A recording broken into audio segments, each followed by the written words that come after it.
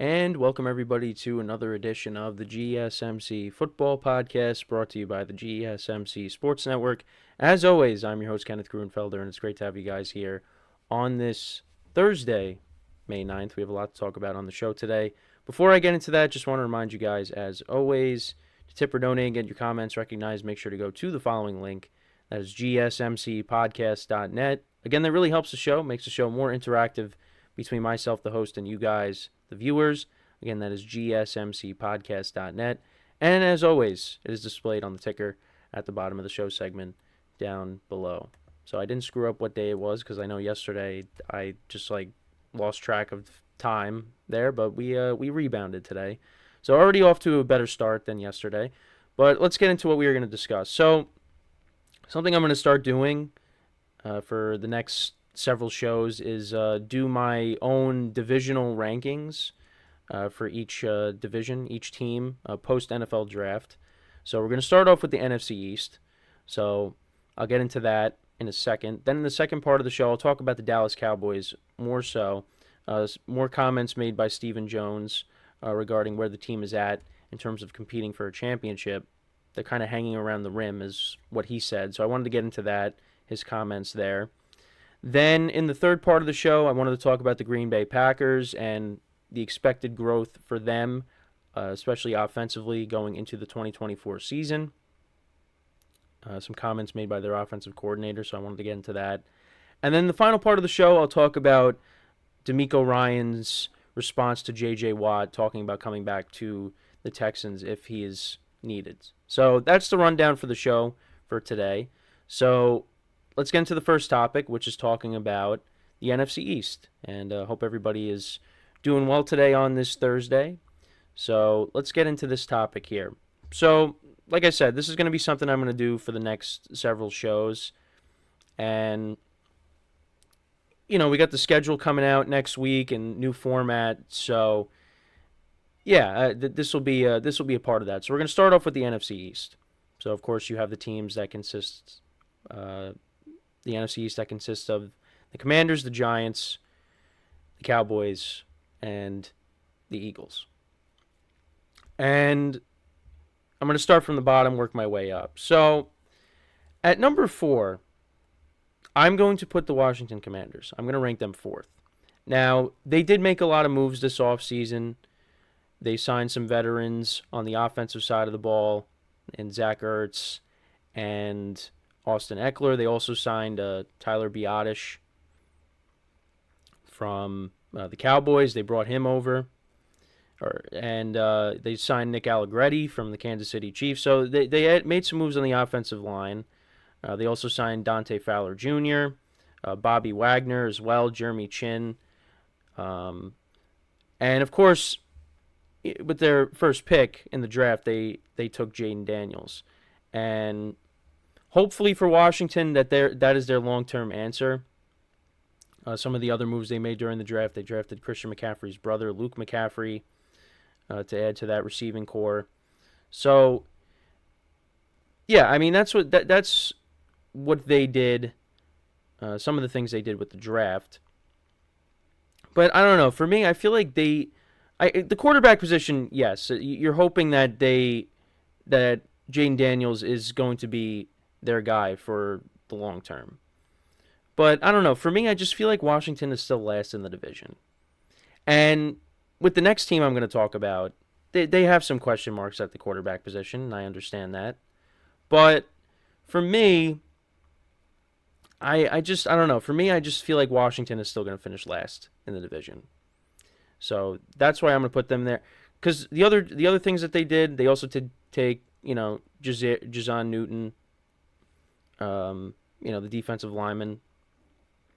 And, they need to revamp the defense. The defense was bad last year. And, they traded Montez Sweat. They traded Chase Young. So they got to improve, they got to revamp that defensive line. Also, the secondary wasn't very good either. They did take a defensive back also in the second round. They took another tight end, another offensive lineman, Brandon Coleman from TCU. Like I said, they took Luke McCaffrey. They drafted a linebacker. And also, the other thing, too, is Dan Quinn as the head coach, I don't know. I'm not really a Dan Quinn guy. I mean, you know, I think with the young quarterback that they drafted, I feel like you want to go with the, more. I mean, I know again the Seahawks, they have a defensive minded head coach. I don't know. For me, I feel like now in the NFL you got to have an offensive minded head coach. So and I don't know. I just don't think Dan Quinn is that good of a head coach, because especially if how it ended in Atlanta. And he coached a talented Cowboys defense, but look at how they played in the playoff game against the Packers. It wasn't good. So I don't know. That's just me. I'm putting the Commanders at 4.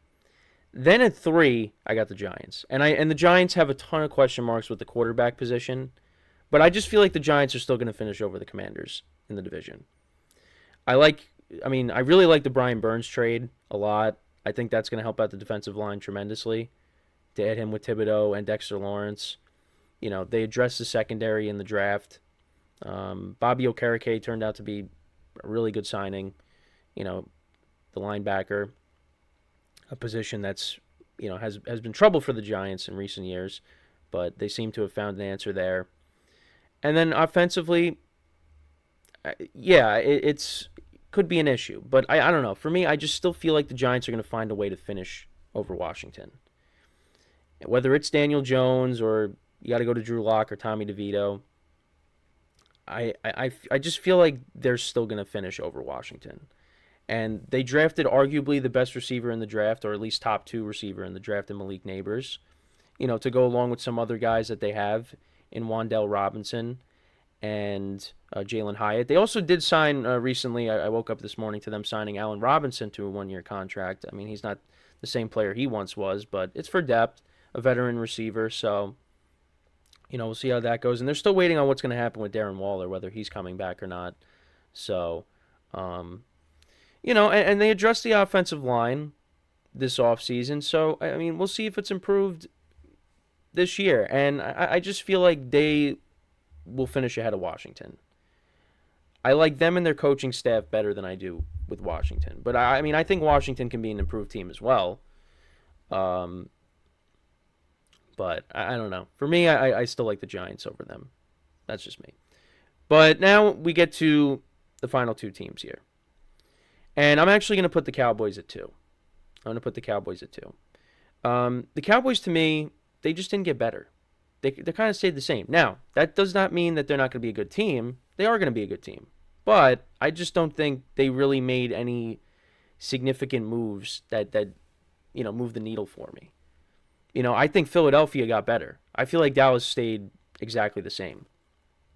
And, they really added through the draft. They didn't really do much in free agency. I mean, they brought in 2 running backs. One of them was a former running back in Ezekiel Elliott, who just spent a year away from the team, was with the Patriots. But, I mean, they drafted an edge rusher, a linebacker, a corner. They drafted a receiver. They drafted a couple of offensive linemen. Tyler Guyton, he's the first round pick out of Oklahoma to replace Tyron Smith. I mean, again, I'm not going to pretend I'm an expert on some of the guys that they took. They did address the defensive side of the ball, but I don't know. I mean, we'll see if this is where the impact players are going to come from what they did this offseason is through the draft, because I mean, they did sign Eric Hendricks to add to the linebacking core, but I don't know. For me, I just feel like you still got to put him at 2. And, I think Dak Prescott will go out there and have a good season.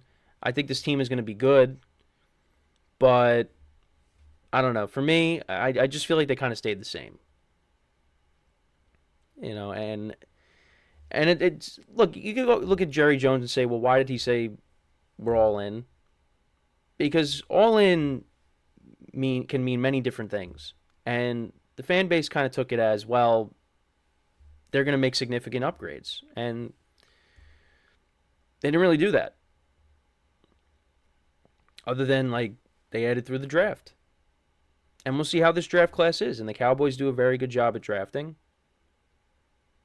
So we'll see how this draft class is. But for me, I'm still going to put them at 2. I think they're still a very good team, but I think the Eagles, I think they're the number 1 team in this division. Now, the Eagles did not play well against the Cowboys last year. They barely squeaked by the first game they played them, and then the second game the Cowboys dominated. But the Eagles, they got 2 new coordinators. They really revamped the defense. They went all in on the defense. I mean, they drafted a couple of corners. Cooper DeJean from Iowa, he could be playing safety possibly. They brought back C.J. Gardner-Johnson. They signed Bryce Huff from the Jets. Devin White they brought in as well, added him to the linebacking core. So, and then on the offensive side of the ball, I mean, they got playmakers all over the place. You know, Saquon Barkley now you bring in to go with A.J. Brown, Devontae Smith, Dallas Goedert. And then you have Jalen Hurts, who's looking to bounce back from a rough ending to their season last year. I just feel like the Eagles got better. You know, the changing coordinators with Vic Fangio and Kellen Moore. I think this team should be back to being a, title contender. And if not, well, then we got problems. But and I've said this all along. I believe it's it comes down to the Eagles and the Cowboys with this division. Like, you could say whatever you want, like, oh, I'm being biased. The Giants should be last because the quarterback position is a huge question mark. Well, Jayden Daniels hasn't played it down yet. And you got to give him respect, though, because, he won the Heisman Trophy. He was taken with the number 2 overall pick.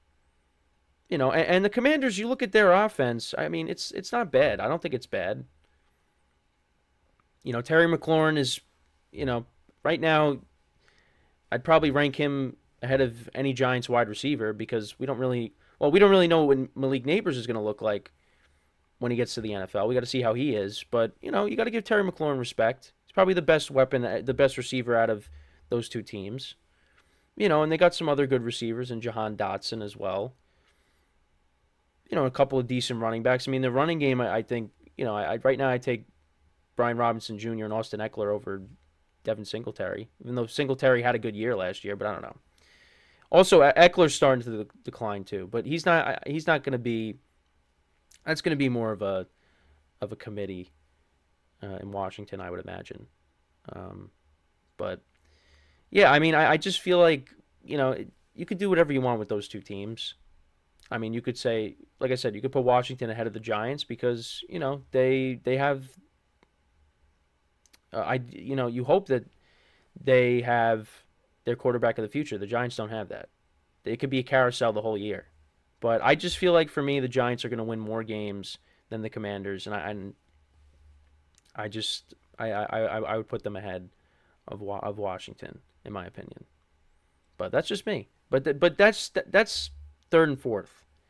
1st and 2nd, it's the Cowboys and the Eagles until these teams close the gap.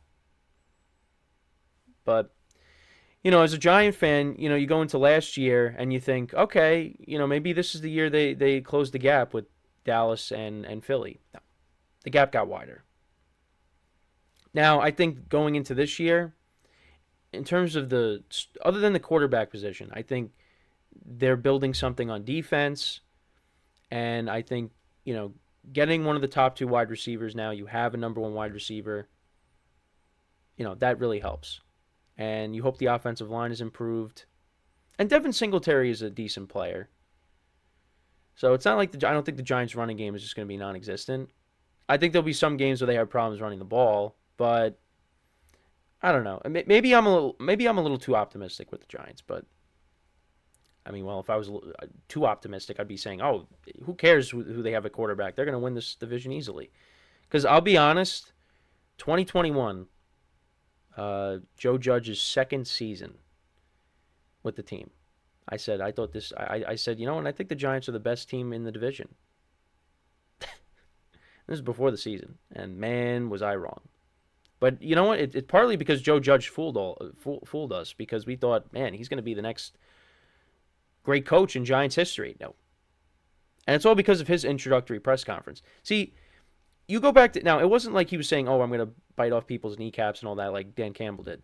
But his press conference, I loved his press conference, his opening press conference. And I myself and many Giant fans got hooked on that. And 2020, they still finished with a losing record, but they had a chance to still win the division because Washington made it with a losing record. And then the following season, everything went wrong. The team was awful. And yeah, we got fooled. So that's why I just can't be too positive on the Giants. But just to run through the rankings again. So I got the Commanders at 4, Giants 3, Cowboys 2, Eagles 1. That's my NFC East post-draft rankings. So let me know what you guys think. What would you change? Let me know what your rankings are.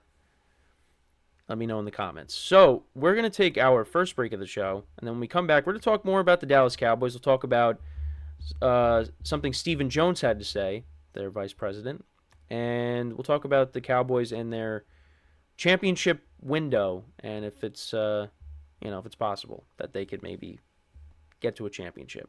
But I mean, I've talked about them a lot, so you kind of know. If you watch the show a lot, you kind of know where I'm going to go with that. But that's what we will discuss when we come back from our first break of the show. So with that being said, stick around, and we'll be right back here on the GSMC Football Podcast.